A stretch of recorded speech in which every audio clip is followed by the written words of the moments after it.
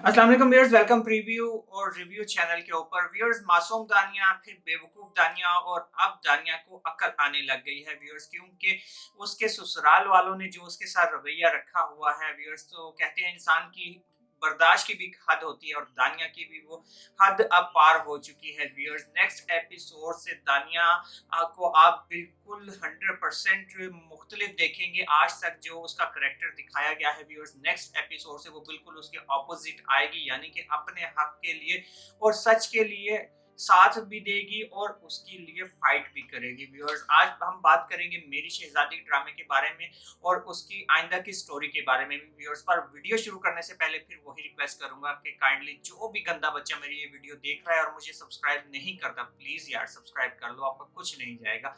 Viewers, मेरी शहजादी में दानिया को जहां इलेक्शन की जीत की सूरत में खुशी मिली है, उससे बढ़कर भी उसके लिए एक बहुत बड़ी खुशखबरी ये है कि वो मां बनने वाली है, यानी कि शहरोज और दानिया के यहाँ एक चांद सा बेटा या बेटी होने वाली है और वो मां बनने वाली है। और ये दोनों खुशियां उसको एक ही दिन में मिलती हैं। पर व्यूअर्स, अगर देखा जाए ये खुशी सिर्फ और सिर्फ दानिया के लिए, क्योंकि उसका हमसफर, उसका जिंदगी का साथी यानी कि शहरोज उसके साथ मुखलिस नहीं है। वो सिर्फ उसको यूज कर रहा है अपनी सियासत के लिए, अपनी खानदानी सियासत बचाने के लिए। वो इस जीत की खुशी को भी सेलिब्रेट सही तरीके से नहीं करता। उसको कहता है कि ये तुम्हारी खुशी है और तुम्हारी खुशी में मैं खुश हूँ। देखो, मेरी खुशी और तुम्हारी खुशी अलग अलग नहीं है। यहाँ पर भी वो अपनी बेगम के साथ, सकी बेगम के साथ धोखेबाजी कर रहा है, सियासत कर रहा है और सिर्फ उसको यूज कर रहा है अपनी खानदानी सियासत बचाने के लिए। हालांकि इतनी बड़ी खुशखबरी उसको दी है दानिया ने इलेक्शन जीत कर, और दूसरी तरफ उसके बच्चे की मां बनकर, तो वो अपने बच्चे की खुशी भी सही तरीके से नहीं मनाता, बल्कि यहाँ पर भी उसको कैन ही याद आती है। और दानिया उसे कहती भी है कि अब तो वो आपको छोड़कर चली गई है, पैसे ले लिए हैं उसने अपनी मोहब्बत के, आपको अभी भी वो क्यों याद आती है? तो वो आगे से कहता है वो मेरी पहली मोहब्बत है और सच्ची बात है, पहली मोहब्बत कभी भुलाई नहीं जाती व्यूअर्स। और मजीद इस ड्रामे में दिखाया जाता है कि दानिया से जो आज तक उसकी सौतेली माँ हसद करती आई है, उसके खिलाफ साजिशें बुनते आई है, आज और अभी से अब दानिया की सास ने भी ये रवैया इख्तियार कर लिया है, क्योंकि दानिया की जीत उसकी सास से भी हजम नहीं हो रही और वो देख रही है कि किस तरह से पार्टी दानिया को इज्जत दे रही है और इतने बड़े मार्जिन से दानिया ने अपना पहला इलेक्शन जीत लिया है। पर यहाँ पर वो ये समझ रही है कि दानिया शायद इस खानदान की बहू है, इस वजह से वो इलेक्शन जीत गई है। पर व्यूअर्स, यहाँ पर दानिया की वो मोहब्बत, वो सच्ची लगन और आम लोगों की मदद करना काम आया है, उसकी वजह से इलेक्शन जीती है, जो वो आज तक करती आई है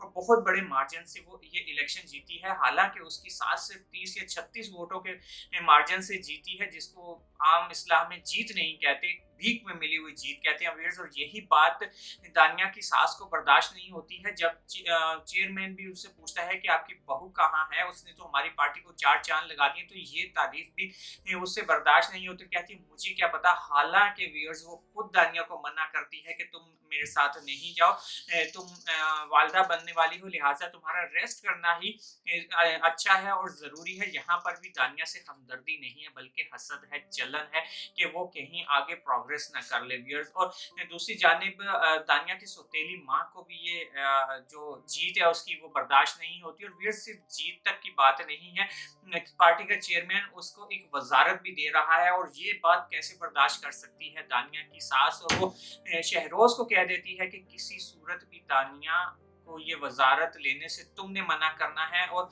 हम नहीं चाहते कि वो इतनी आगे प्रोग्रेस करे और इतनी कामयाब हो जाए सियासत में। लिहाजा शहरोज फिर जाता है उसके पास और अपनी झूठी मोहब्बत के पहले दिलासे देता है और फिर थोड़ा सा डांट कर उसको कहता है कि तुमने, अगर तुम्हें वजारत की ऑफर भी की जाए तो तुमने नहीं लेनी ये वजारत। और यहाँ पर बेवकूफ दानिया फिलहाल तो मना कर दिया है उसने वजारत लेने से। पर व्यूअर्स, ये ज्यादा देर तक नहीं रहेगा, दानिया भी अब इन्हीं को इनके ही जुबान में जवाब देने के लिए तैयार हो चुकी है व्यूअर्स। जब दानिया की माँ बनने की खबर दानिया के नाना को पता लगती है, तो ये वाहिद बंदा है दानिया के बाबा के बाद कि वो जो दिल से खुश हुआ है दानिया की मां बनने से। और जो अब दानिया का रवैया चेंज होने वाला है ना व्यूअर्स, मुझे लगता है कि इसके पीछे उसके नाना की बहुत बड़ी सपोर्ट होगी और नाना ने जो उसको समझाया होगा उसी को लेकर अब ये अपना रवैया चेंज करने वाली है। और यहाँ पर बात सिर्फ नाना की नहीं है, उसकी सौतेली माँ का भी है। बेशक वो उसके खिलाफ है, पर व्यूअर्स उसकी मुखालफत भी दानिया के काम आएगी, क्योंकि जब दानिया को वो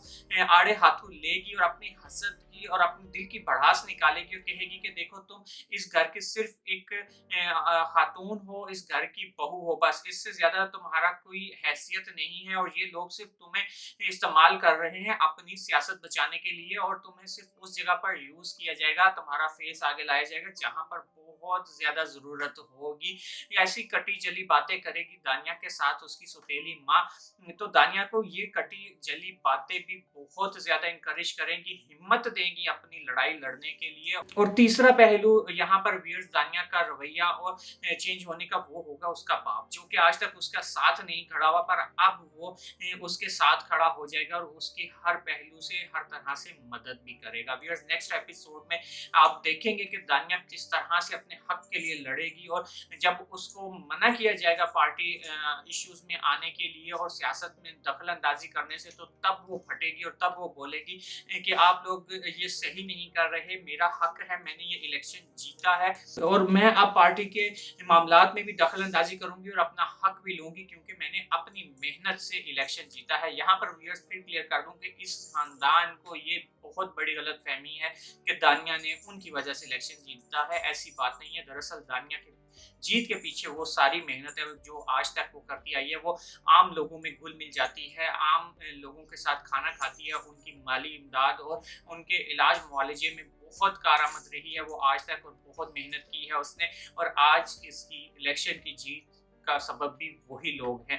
व्यूअर्स उसका नाना भी उसको लेकर जाएगा उसके हलके में उन लोगों के पास जिन्होंने उनको जितवाया है, वहां से भी इसको बहुत ज्यादा इंकरेजमेंट मिलेगी और बहुत ज्यादा हौसला मिलेगा। तो उसमें वो सोशल वर्क करने का जज्बा जो शादी के बाद शहरोज ने अपनी झूठी मोहब्बत के चक्कर दिलाकर खत्म कर दिया था, वो दोबारा से जाग जाएगा और वो फिर से उसके अंदर से पुरानी दानिया जिंदा होगी और वो सोशल वर्क करने की पूरी कोशिश भी करेगी भी और दूसरी जानिब अपने ससुराल वालों को भी बहुत आड़े हाथों लेगी और उनको उन्हीं की जुबान में जवाब देगी। व्यूअर्स वीडियो एंड करने से पहले यहाँ पर मैं एक मैसेज देना चाहूंगा जो कि मुझे लगता है कि देना चाहिए। व्यूअर्स जैसा इस ड्रामे में दिखाया जा रहा है बिल्कुल हकीकत में हमारी मरूसी सियासत करने वाली पार्टीज भी ऐसा ही करती हैं कि अपने सके खानदान अपने सके खूनी रिश्तों की वो सकी नहीं है। तो आप जरा सोचे ठंडे दिमाग से और अपनी आंखों से किसी भी पार्टी की वाबस्तगी का पर्दा और खानदानी गुलामी का पर्दा हटाकर सोचिएगा कि